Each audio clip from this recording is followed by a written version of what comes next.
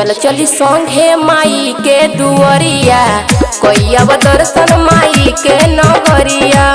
चल चली संगे माई के दुआरिया, कोई अब दर्शन माई के नगरिया।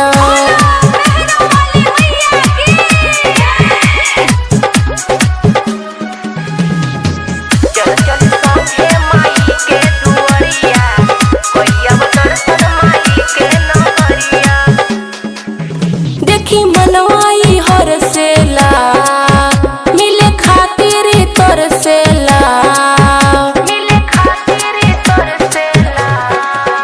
देखी मनवाई हरसेला, मिले खातिर तरसेला।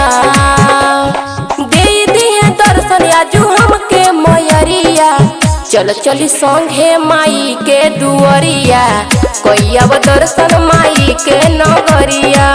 चल चली संगे माई के दुआरिया, कोई अब दर्शन माई के नगरिया।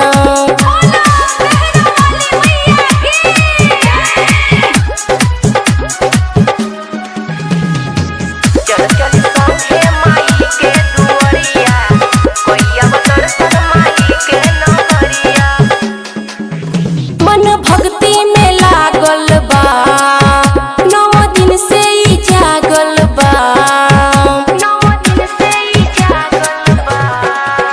मन भक्ति में लागल बा, 9 दिन से ही जागल बा। हाथ जोड़ी सोना मोती करे लिया रजिया, चल छोटू संगे माई के दुआरिया, कोई अब दर्शन माई के नगरिया। चल संगे मनसू माई के दुआरिया, कोई अब दर्शन माई के नगरिया।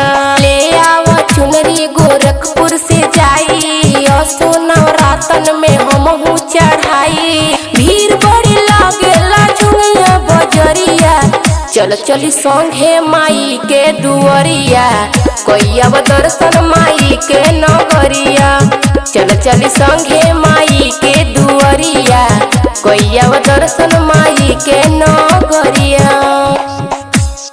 Rudra recording studio Gorakhpur. Mobile number 84 23 59 77 72।